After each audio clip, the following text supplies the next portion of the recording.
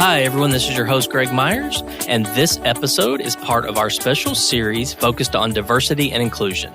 In this series, I will be talking with leaders in the payments industry and maybe some experts from outside of the industry about diversity and inclusion.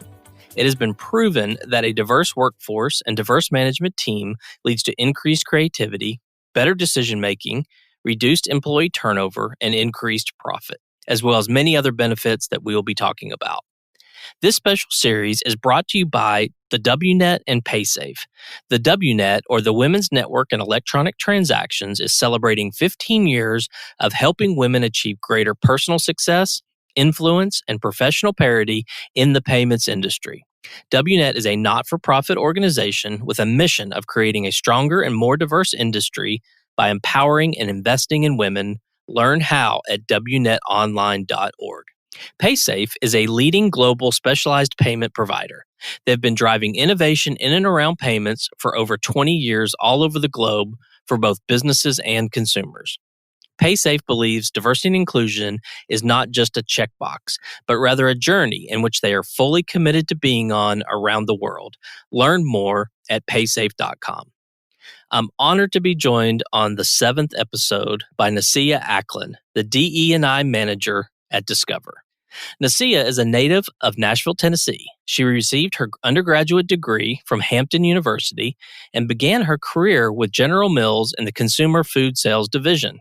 After receiving her MBA from Cornell in 2015, she transitioned into human resources at ExxonMobil. Eventually, she became the first to serve as the company's inclusion and diversity advisor, focused on creating a more coordinated global strategy for the third largest Fortune 500 company. Since that time, she has joined Discover Financial Services as Diversity, Equity, and Inclusion Manager. She is hailed as a strategic and courageous leader that is passionate about helping others internalize the value of giving a seat and a voice to all those at the table. In addition to her daily responsibilities, Nasiya is a highly regarded speaker, holds training workshops, offers DE&I consulting services, and has launched an executive coaching practice. Nasiya is proud to have been inducted into the Hampton University 40 Under 40 Society in 2019. In addition, she serves as the MLT Alumni Council lead for the Houston area and is an active member of the Alpha Kappa Alpha Sorority Incorporated. As a self-professed foodie, good dancer, and lifestyle blogger, Nasiya has adopted Maya Angelou's quote as a personal mantra. "My mission in life is not merely to survive, but to thrive, and to do so with some passion, some compassion, some humor, and some style." We've got a great episode ahead today, so let's get started.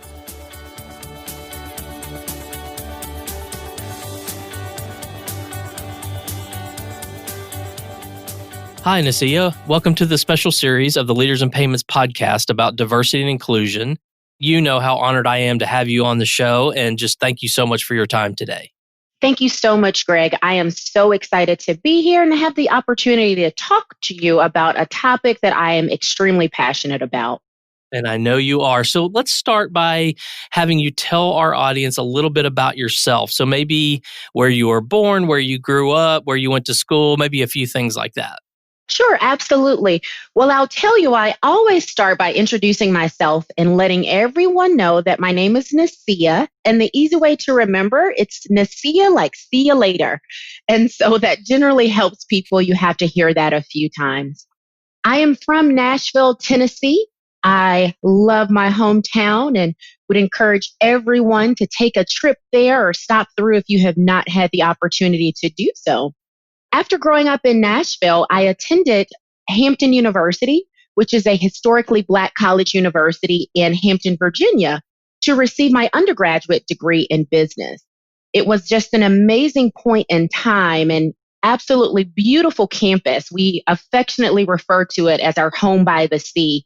And it was just such a great experience to really go somewhere and have the opportunity to be a part of the majority culture and really come together and learn from many, many, many people and experience lots of like-minded African Americans, all striving towards really making a difference in this world. From there, I actually went to graduate school after spending a number of years in sales for General Mills, actually. I was a part of the consumer food sales division. And so it's not what you think when you think traditional sales. It's not cold calls. Everyone wants Cheerios. So it was really a great opportunity to work through and hone some skills when you think about negotiation, creating strategic win-win solutions, and thoroughly enjoyed that experience before going to Cornell to get my MBA from the Johnson School of Business. And again, just an amazing 2 years of life. I will always think back very affectionately on that time. I'm still very involved with both of my alma maters. And, I can say the same about Ithaca, New York as well. It's absolutely gorgeous. I think there's a little bit of a theme there when you think about my two experiences. But I currently reside in Houston, Texas.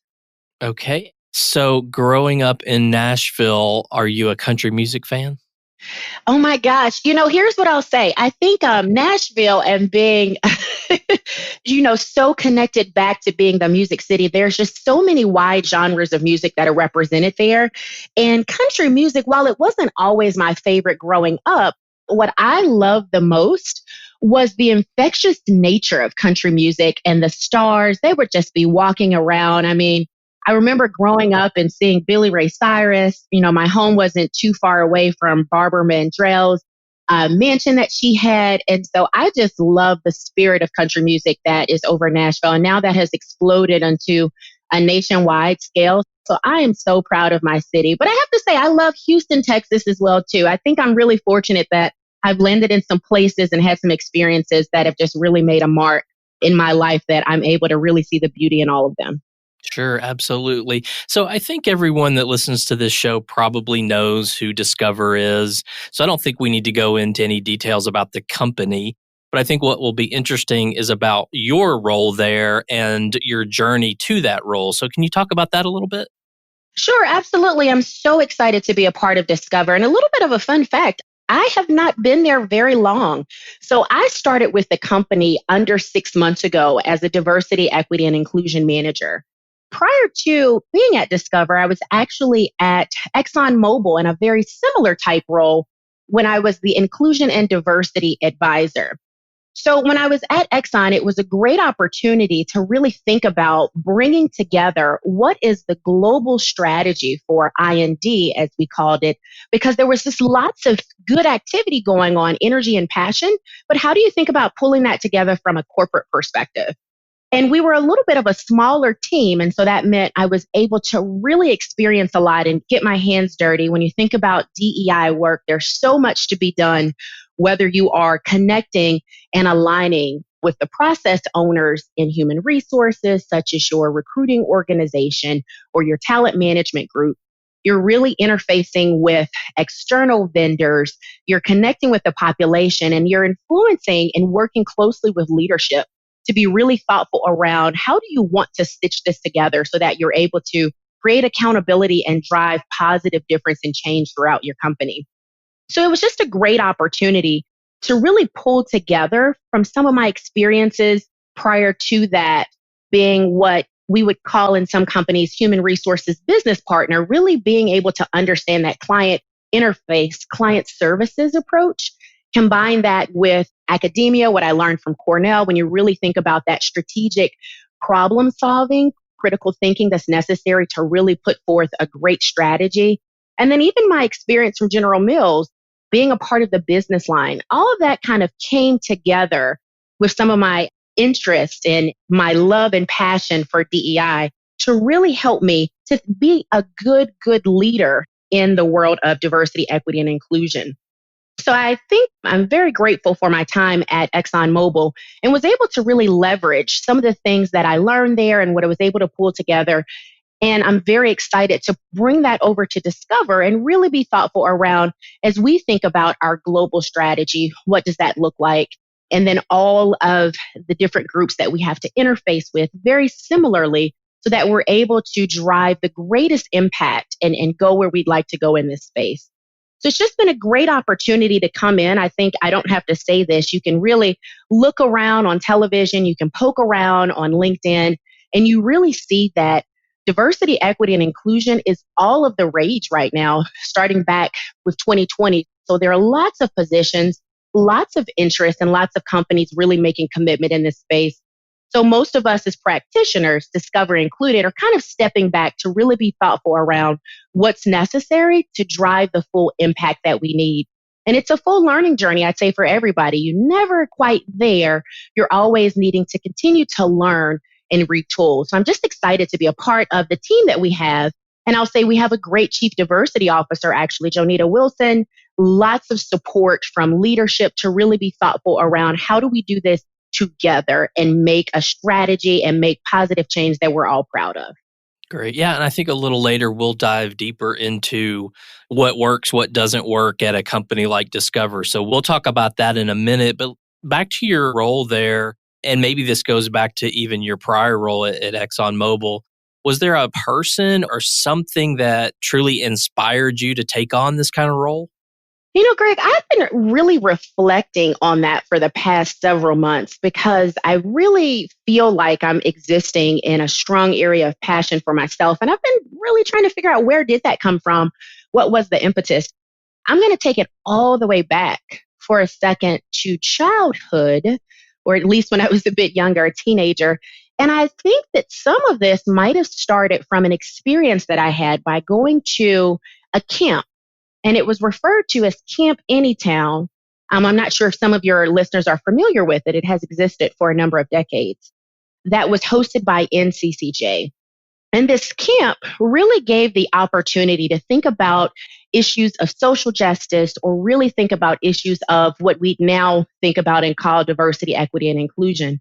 And just to give you a little bit of a flavor of what that was like, they just left no stone unturned. We had the opportunity to think about whether it's the Kinsey scale in terms of the LGBTQ community, exposure to that. I recall even doing activities where we would think about what it would be like to have a learning disability where B's might show up as P's when we're reading them. Those of mixed race, what did it feel like as they are in the middle of two cultures and really finding the connection and what challenges that might exist? And the example that I usually tell people, and I don't want to give it away for anybody who might go, I hope this doesn't, let the secret out of the bag, but they actually simulated, unbeknownst to us, what it would be like from a Holocaust perspective. And that was a surprise and one of the most moving experiences that, I attended this camp decades with an S, decades ago, but I still remember the impact. Why I bring that up now is because I think what we really underscore or need to underscore more is how the messages that we're receiving around diversity, inclusion, equity, privilege, all of these things, how they're showing up for children in the formative years, what they're seeing in the media, what they're hearing in the household, what their experiences are in school systems, those things stick with people for forever. And so that's one of the things that really stuck with me to make me passionate in this space. But Greg, I'll bring it a little bit forward for you and say, because there are so many people that are interested in getting into the profession. How did I get there? My love for it is really probably around training and facilitating on these topics. And I really, really like the tough challenges. I want to talk about the brutal truths that are important to drive difference. So I've had the opportunity, I do some of that externally. I've had the opportunity to do it in the workplace. And I think people started to really see that to be a gift within me. And the feedback that I got was, you really make the concepts make sense and be very digestible, and I don't feel judged. And so when you had enough of that kind of reputation preceding me for being able to really help people on their DEI journey, I think that was the impetus professionally for me to be able to get my foot in the door. And it's just been a dream come true ever since. Okay, great. Let's talk about how you define these terms. So we've talked about them. This is even the name of our special series, Diversity and Inclusion. But at the 50,000 foot level, what does it mean to you? How do you define these terms? Yeah, I love that you're kind of asking that question because we use these terms all the time. And it's really about making sure that we know what we're saying when we're utilizing them. And then are we all saying the same thing? Because you'll find that you can be talking to people around something as simple as diversity and inclusion, and they're thinking about it in totally different ways. So, diversity, literally thinking about the difference that is present and reflective in a group or collective group. And we tend to think about that from some of those demographic factors that we can see. So I talk about it from a visible diversity perspective. There's gender, identity, there is race, ethnic heritage, there's age, but then there's also the invisible factors as well that are present. So as you even ask me where I'm from or what my experiences are, even myself that I've gone to a historically Black college and what that has lent itself to, all of those things play into having diversity when you're bringing together a collective group. From an inclusion perspective, it's really thoughtful around how are you extracting and really helping extracting all of the perspective from that diversity of thought that's present so that people feel valued and feel that they belong.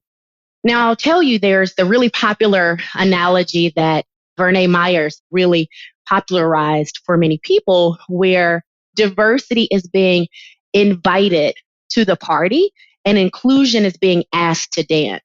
And the way that I kind of say it is diversity is having a seat at the table and inclusion is having a voice at the table. And I think that it's really important to think about it's not just what you can see that makes diversity important. It's also about what are you doing to make sure they feel like they belong and that they're valued. So you have to make sure you're thinking about both sides of the coin and play around with what happens if it's not present. So if you have the diversity, but you're not making people feel included, that's just a loss for everyone. So imagine what that means.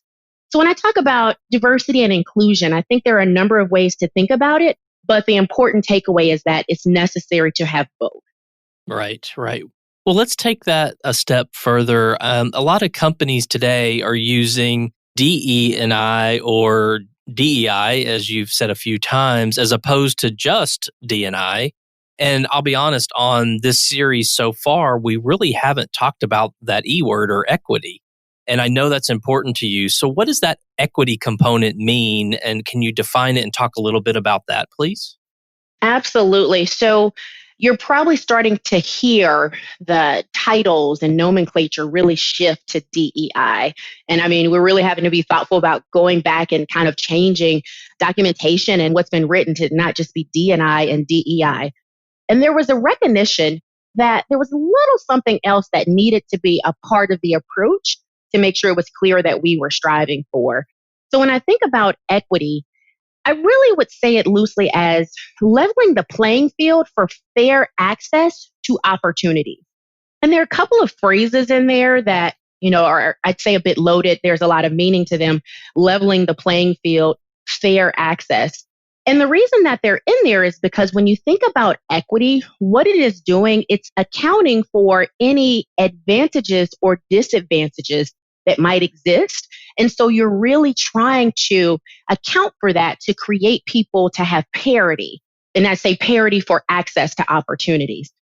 So that's why equity is this new word that's coming about. And again, it's very important to have the conversation around equity because you have to think about how that shows up in the workplace and what sort of challenges could impede the ability to create equity.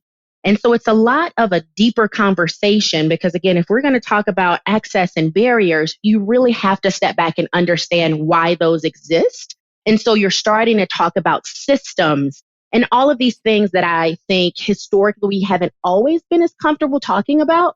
So we're at a new place on the journey. And I think equity is absolutely the right content that we need to continue trying to have the conversation and bring people along in the journey. So, we've talked a lot around equality for years. Equity is a little bit new. I think we have to help people understand as we make that shift over from just equality to equity as well. Yeah. So can you talk about that a little deeper? Like, what is the difference in equity and equality? I think that's often misunderstood. So when you think about equality and just kind of take the base word equal, it's very similar in concept, but again, you're giving equal opportunities to people. Whereas equity, again, is accounting for where there might be some difference that's based on advantage or disadvantage. So when you're talking about equity, it's a lot easier, Greg, with a visual, but I'd like to just really work with your listeners to get a picture in their mind and talk about it. So it'll probably help if you close your eyes. Greg, are you with me? Is that okay? That's fine. Wonderful. So, what I want you to envision with your eyes closed is a track and field event. And I want you to get an aerial view of the track. Now, hopefully, your listeners are familiar with that picture in their mind. So, when you think about it and you've seen these tracks, you will notice that there are lanes for the different runners who are competing. And we're not talking about short distance sprint running, we're talking about the entire track when it goes along. And in the lanes, some tracks, 6 or 8 lanes that go across, if you're looking at it from an aerial perspective, you will notice that the starting block varies in each of those lanes. So the person who is closest inside of the track, generally lane 1, their starting block is back a little bit further.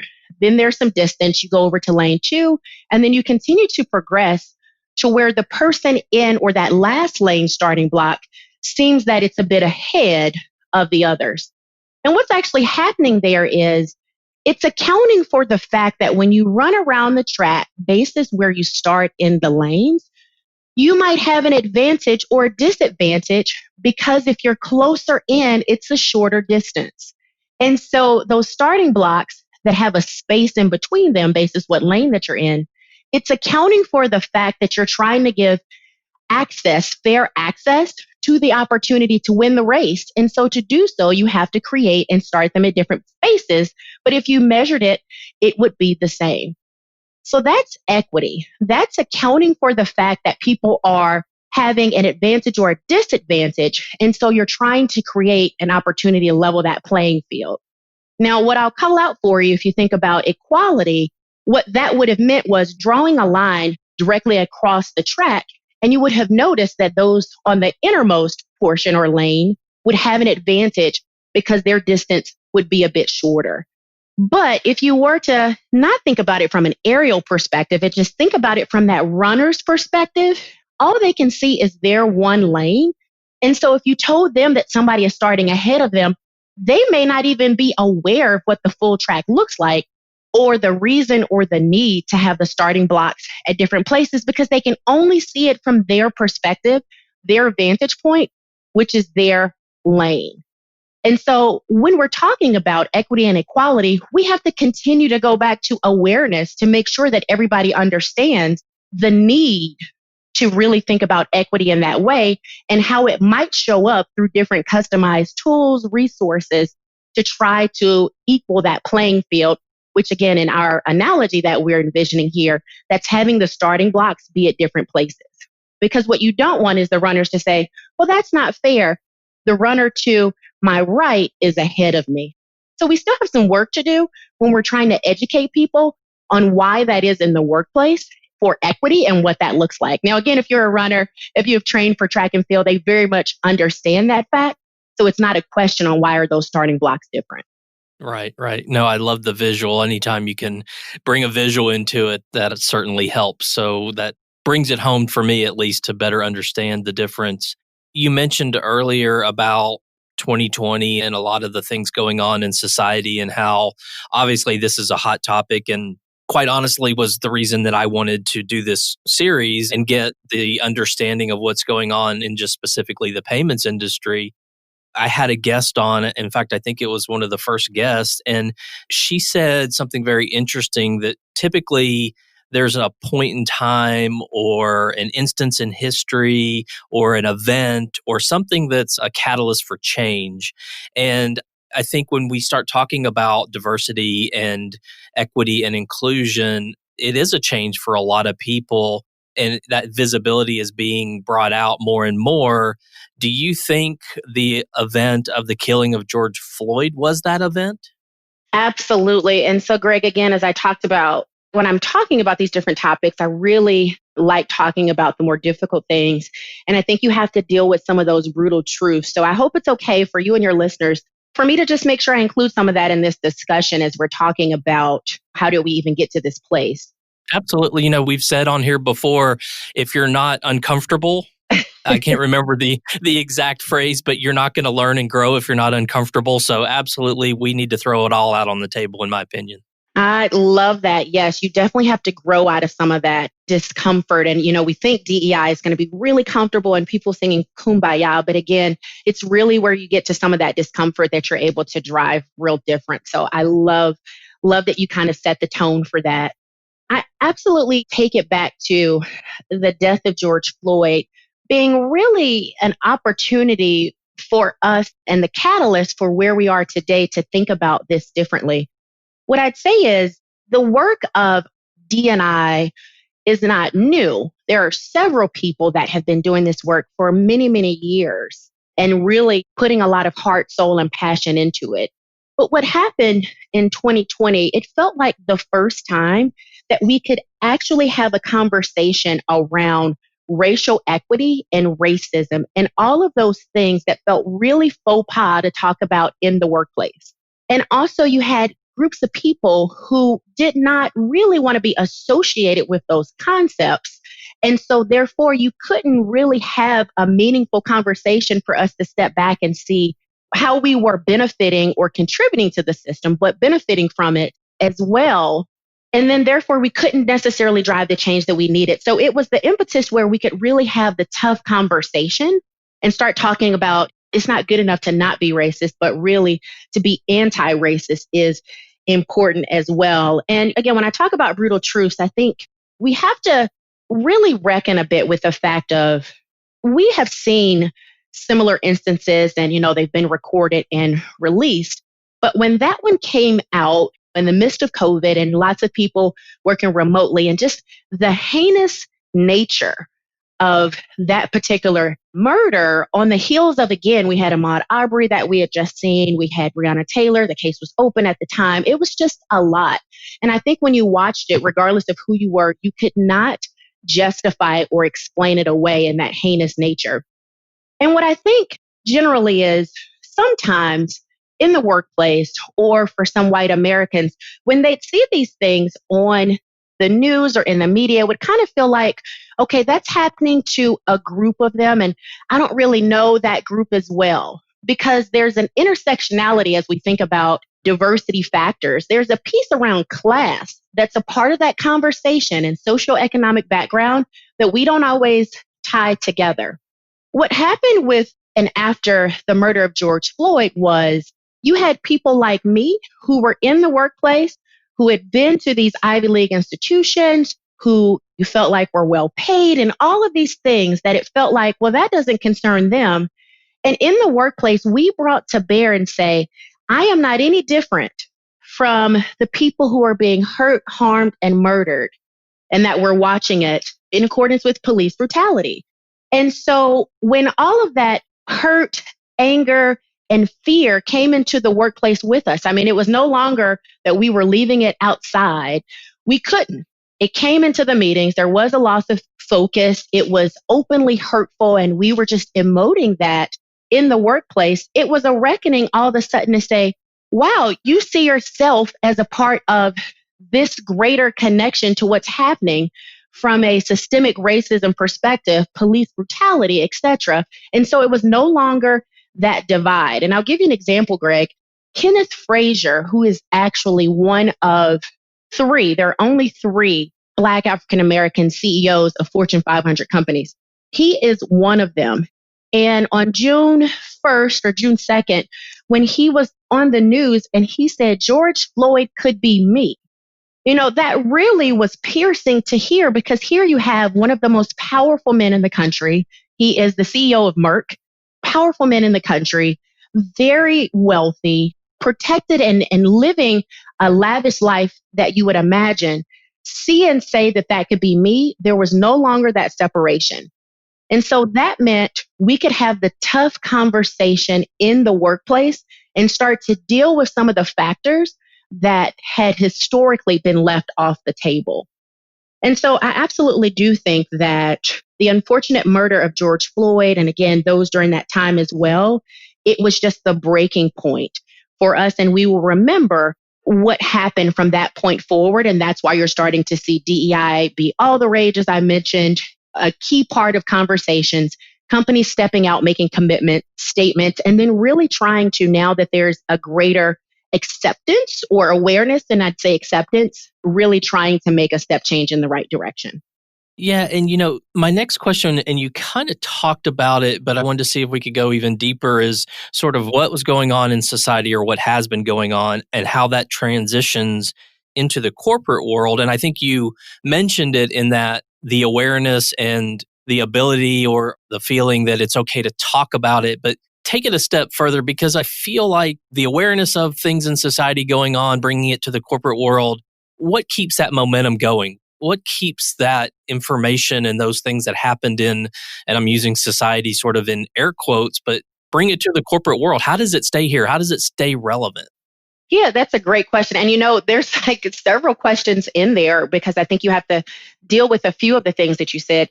Yes, I was talking about awareness, but listen, this has been a topic of conversation. There has been Black people, underrepresented minorities, US minorities, women. There's been all of this conversation. And so, as we're talking about this example, racial equity, there's been awareness and awareness campaigns. What I think was different was acceptance. And I think that's a very pivotal point that we need to make sure that we take the opportunity to digest, because it was present and something was getting in the way of accepting it. And so there's a quote that really kind of resonated with me to talk about maybe why that is, that I came upon pretty recently. And it was from, hopefully, if you've heard some of the concepts around being anti-racist, Dr. Ibram Kendi, some of the stuff that he's written. And he talked about, when you think about racism, that how denial is the language in America. And so I think that we have to step back and ask ourselves, if it was always present and prevalent, what really made this a pivotal moment in time? And it was because there was finally acceptance. And what I hope is that as we progress in this space, we do not have to continue to have these climactic moments for things to be accepted, that we can really start to look at one another and get after these challenges proactively, because they're the right thing to do, as well as they create business value and they're an imperative, without there having to be something catastrophic that makes us stop in our tracks in this way. And so that's what I'm hopeful for. I'll jump to the last part of your question in terms of, hopefully that momentum has started and we will not get to a place where we fully rescind, or it might slow down a bit, but we need to catch that again as a part of awareness and acceptance, and we need to do the right thing. There's a part in your question that I heard, how does this transition from society over to the corporate world? Because again, that gets tricky for many companies. There's police brutality, Black Lives Matter, all of those things. Those are outside of our walls. What can we really do to impact justice, social justice? That's really not our realm. And if so, even if we are interested and we want to make statements or do the right thing, what exactly do we do? What can we influence? And I think when this conversation happened also was important, because it wasn't just about police brutality. Now that you had acceptance and awareness, you could include in the conversation the topic of systemic racism, again, which we couldn't always talk about.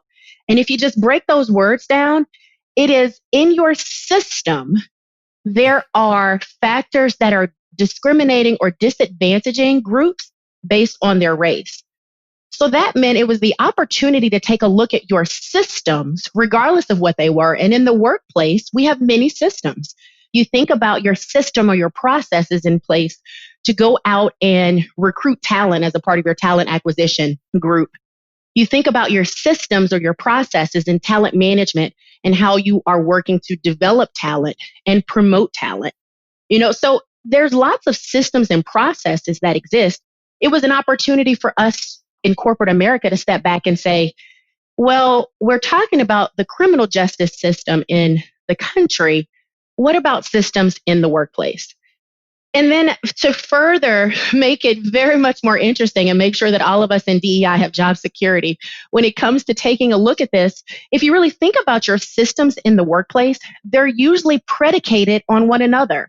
So that means that it really deepens any issues or discrimination or bias that is embedded into the system. And so, for example, if you think about it, in many companies and corporations, your talent management, who's getting developed and promotions, all of that is linked back to your pay systems and pay equity. And so if there's some opportunity or challenges in one, then it can impact other systems. And so you really have to, it's a little bit like whack-a-mole, or if you're pulling up a Right. weed, you'll pull up one weed and then another will spring up.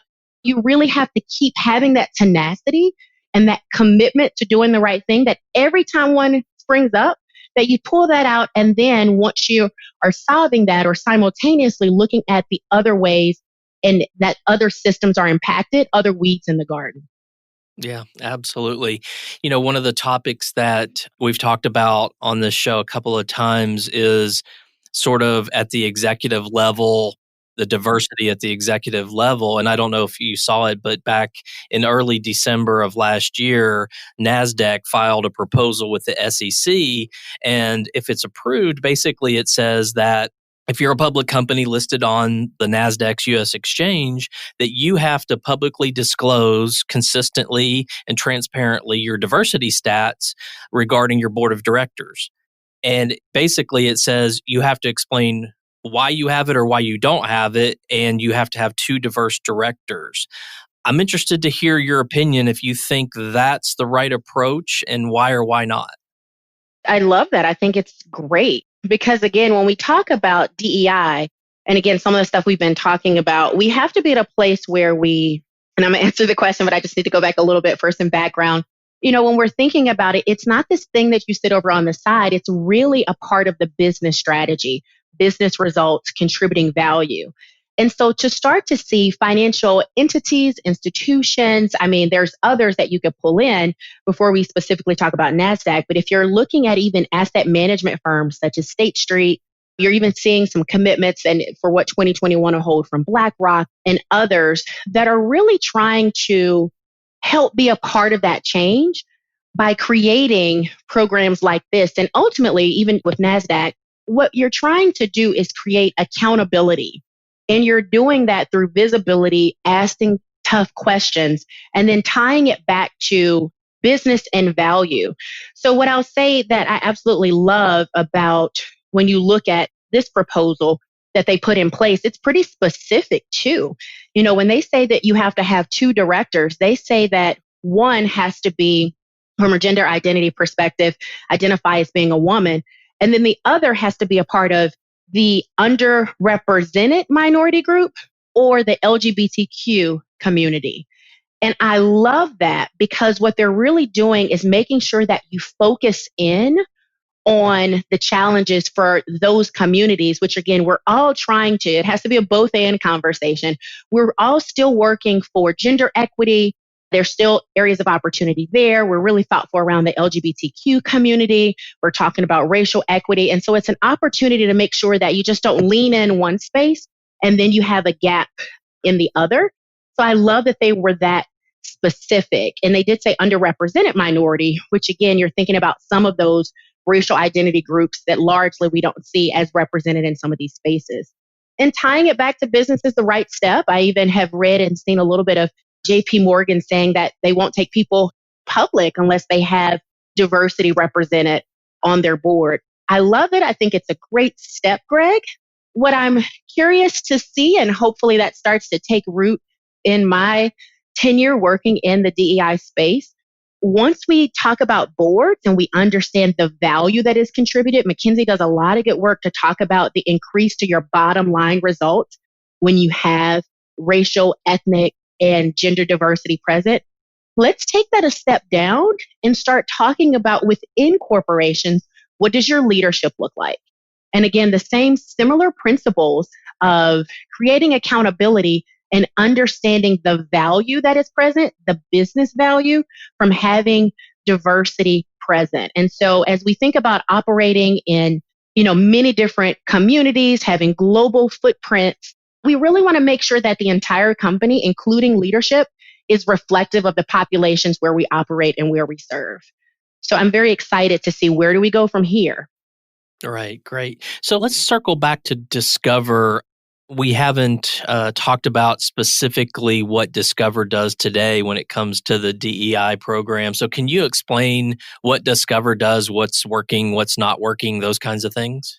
Yeah. So, of course, I've talked a lot about all the things we need to do or could be doing. And so it's natural to kind of talk about what it is that we're doing at Discover.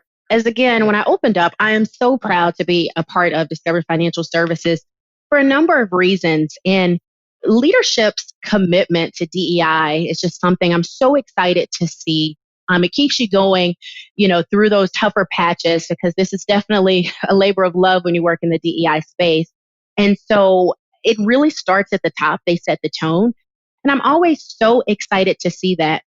But I think when you talk about what is Discover doing on our journey, I mean, so much. And as we're doing it, it is a journey. And as it shows through, there are a number of pieces that continue to materialize. So I talk about currently what we're doing.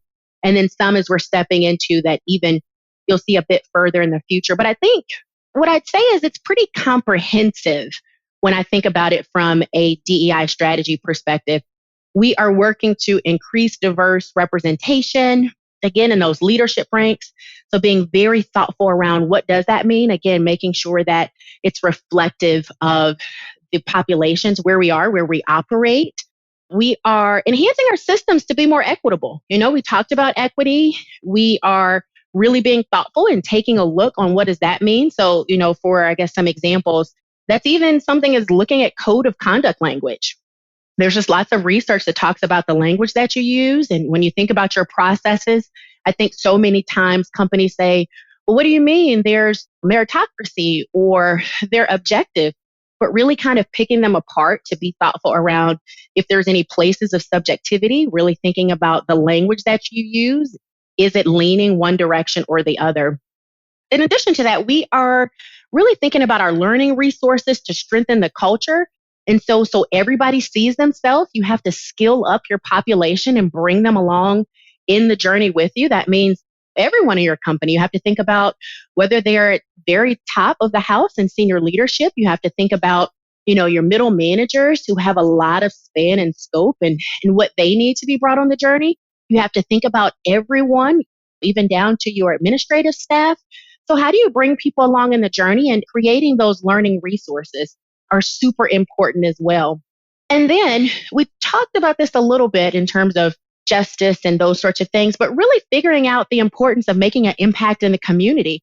So I've been super excited around our supplier diversity program and what we're looking to do and continue to do to go bigger and bolder in that space. So those are kind of when we think about key areas that we're focusing in on, it's very holistic to make sure you're thinking about a comprehensive strategy. But there's just so much, Greg, that again, in the short amount of time that I've been there and the impact that I've been able to have that I'm so proud of, and little things I don't even want to get lost. As we think about greater data transparency, that's been really great when we think about our dashboard that's available for our HR group to make sure you're tying things back and understand the metrics and KPIs. And I'm going to be very open and honest if I can here. I talked about the importance of always learning and growing. It doesn't matter who you are, what position you hold, there is more for you to learn. There are spaces where you can grow. We're all human and have biases. And so what's been really fun for me is really learning about our true commitment to think about equity when it comes to disability. And I've just been so excited to learn in this space. It's an area of opportunity for me to continue growing and learning quite a bit more. And so our partnership with Disability In is something that I'm really proud of to be a part of, a company that respects, understands, and is really thoughtful around disability inclusion as well. So, again, I can't say enough how proud I am to be at a company that's really committed and thinking about holistically all the good things that we have done, but not resting on our laurels and continuing to go further and deeper to really make a step change. When we say brighter financial futures, that's really what we mean. And so we have to be thoughtful around what does that mean in every way. Right. So tactically, how is the DEI group structured?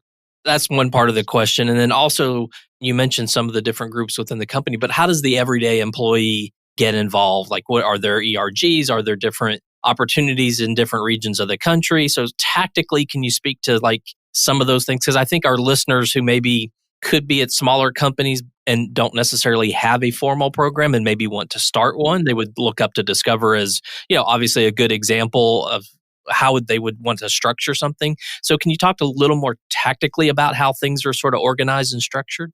Yeah, no, great question. And something that you said again, as you're giving advice, and I'll tell you, I get lots of calls and others. I think for DEI practitioners, we do lots of learning together, best practice sharing through organizations and relationships. So I'm so grateful for that. And I spend a lot of time kind of sharing what I've learned on my journey in the DEI space with others.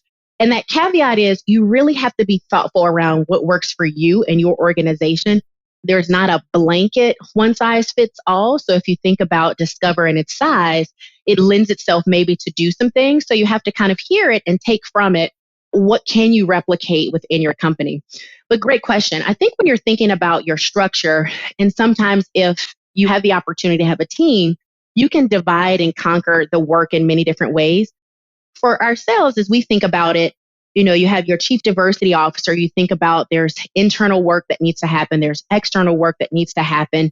And so that's one way that I've seen a number of teams when I step out again in some of the research I've done broadly, that they will segment their groups inside, outside. Many times also, and again, I'm going to take you back to your question around what's happened since the death of George Floyd. In many companies, not from just a Discover perspective, as things occur that you need to tend to and you need to be thoughtful about, many groups will stand up and create councils of sorts or task force. And so groups that are really taking the opportunity to come together and focus in where they need to do some deeper level analysis or work. Because again, lots of times companies don't even have full teams. There's maybe a person or two, or it might be a part of somebody's portfolio. So how can you leverage those parts of people's portfolio? How can you bring them together? And how can you bring the business along? DEI should not and is not just an HR thing. And so you have to be thoughtful around your leadership and your business practitioners. What role are they playing in it? And from a structure perspective, you've seen some companies stand up groups on some cadence or frequency, bring together various segments of the population to really get after unique challenges and or initiatives that they think will push the DEI strategy forward. I think there are a number of ways you can do it. And again, making sure that leadership is engaged. I cannot underscore that point enough. Since we're talking about the team, I'll say, and I think I've referenced this a few times, when you think about DEI work, the way that I think about it is you're making sure that you're focusing on it really has to be both and. So it's diversity and inclusion. But the way I like to think about it is you have to think about your systems or processes, and you have to think about your behaviors and your culture. And so when you're thinking about both of those sides of the coin, it's important to think about what initiatives are you putting in place to make sure that you're driving positive change in those areas. And when we say systems and processes, that's a lot to undertake. So you need to break it down and be thoughtful around what does that mean? What's step one, or where do you focus in? Because it might be your greatest area of opportunity. So systems and processes, think about your talent acquisition organization. When you look around, is some of your greatest opportunity to really be thoughtful around even getting in diverse people into your corporation. Is it around your talent management? And again, there's so much there. Is it around your pay structure? You have to look back for you and say what makes sense on the systems and processes, promotion, all those sorts of things. The behaviors and the culture piece, that's really a lot around your talent development or your learning and development group. So how are you helping people skill themselves so that they're coming along in the journey? Because I firmly believe people are not always trying to be thoughtful and not do the right thing. Sometimes, again, you have to just broaden that Johari window and create more awareness for people. So how are you doing that? Do you need to bring in an outside consultant to assist you in what you're doing and get some of that expertise? So that's a little bit on the partner side. You do have to align. The DEI organization in many corporations, they don't own a lot. So it's really about the partnership that they create with various groups within the company to be able to drive change. And then the last piece, ERGs, very important. I mean, ERGs, we talked about D&I has been going on for a while. ERGs have existed for quite a while because they're just the lifeblood of so many DEI strategies. They're, usually grassroots organization that sprung up to fill a need. And largely, they are contributing to a lot of that sense of community, really helping people feel connected, bringing together the voice of the collective if they're smaller groups or numbers so that they can interface with leadership and be a resource, a pipeline of information.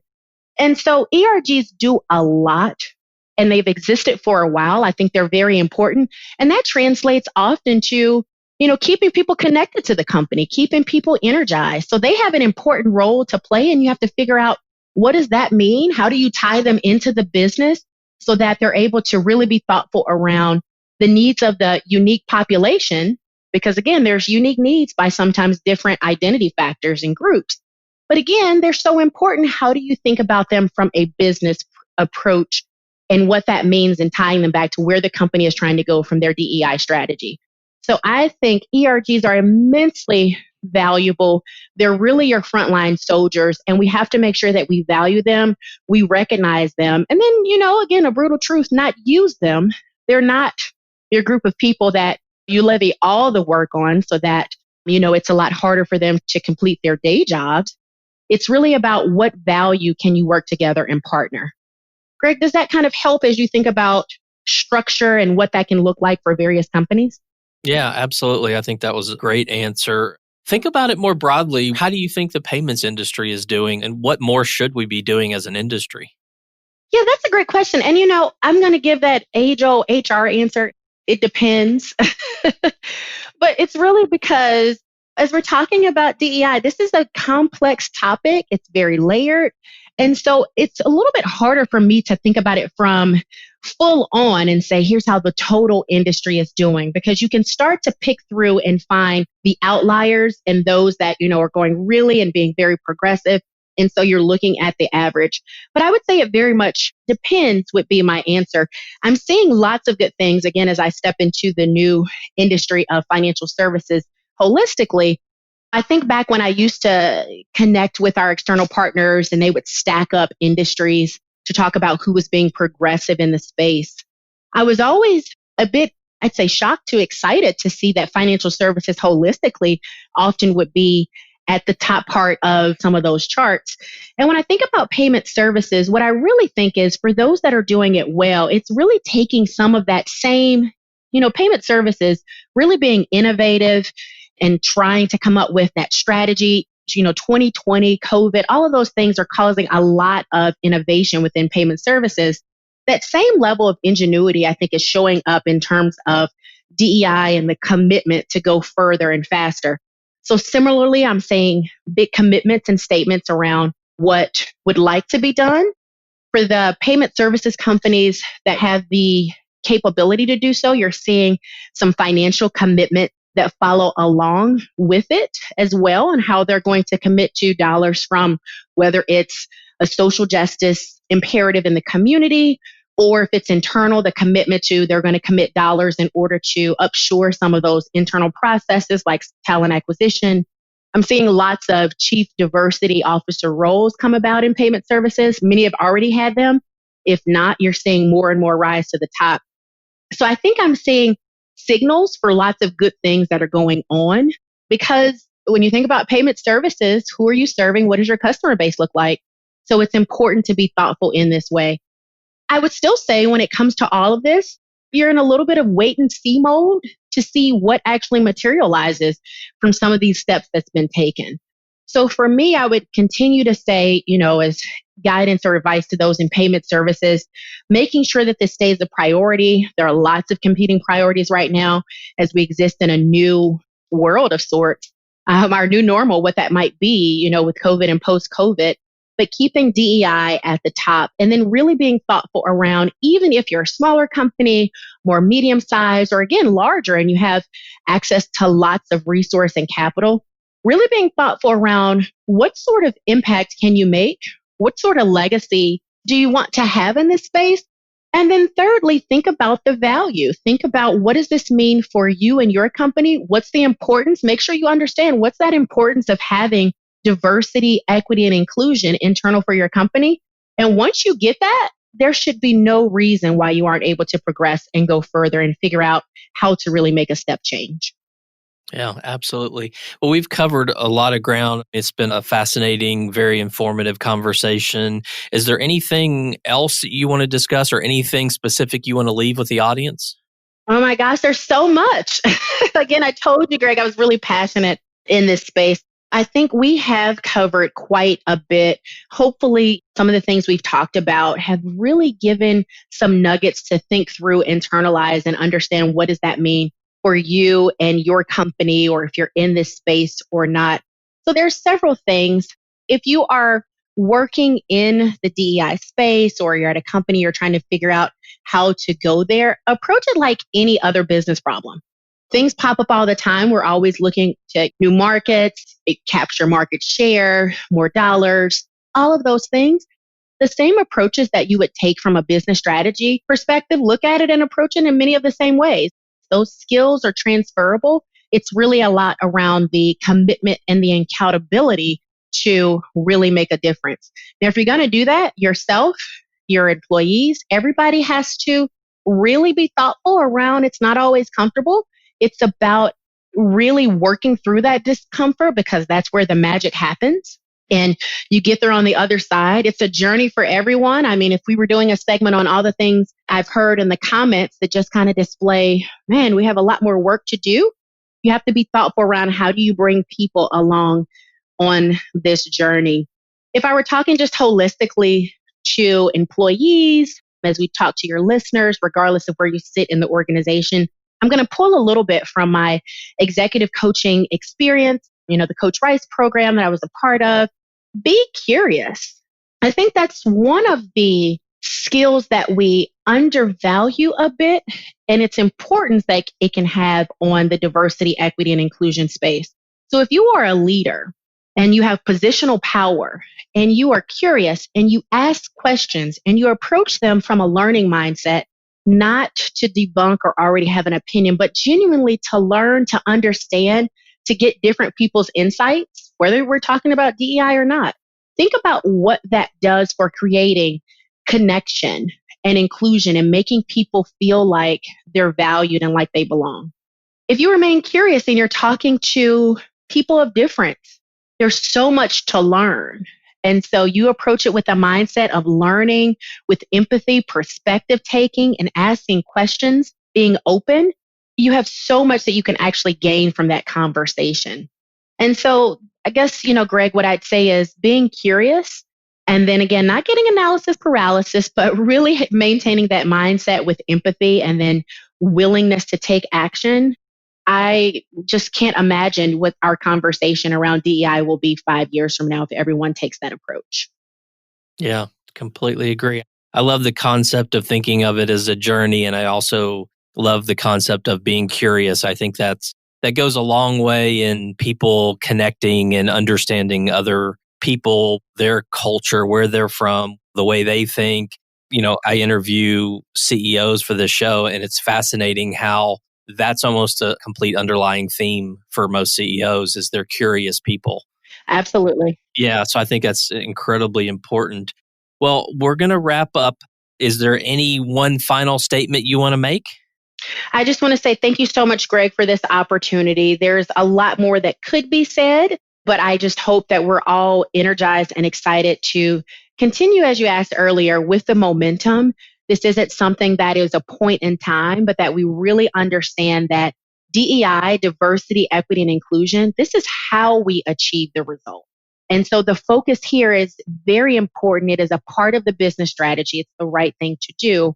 And ultimately, again, we're hopefully committed to making a better world with this new focus. Absolutely. Well, I've really enjoyed our conversation today. And thank you so much for being on the show and all your great insights. It's such an important topic. So thank you again for your time today. Thank you so much. That was Nasiya Acklen, the DE&I manager at Discover, in the 7th episode of our special series on diversity and inclusion. The next episode features Andrew Greening, CEO of Greenings International, and will be available on February 4th. Without the support of our sponsors, the Wnet and Paysafe, we wouldn't be able to bring you this special series. Join the Wnet on February 23rd for the latest research on male allyship. In this webinar, presented by Wnet Advocate and Assistant Dean of Executive Education at the University of Arizona, Joe Corella, we will explore the neuroscience of allyship, best practices, and dig deeper into his focus group research for the payments industry. Go to wnetonline.org and select the events calendar to register for the Male Allies at Work, Unicorns or BFFs webinar. And Paysafe invites you to learn more about Paysafe, their offerings, international culture, and unique team by visiting paysafe.com. To learn more about the entire Diversity and Inclusion series, visit our website at leadersinpayments.com.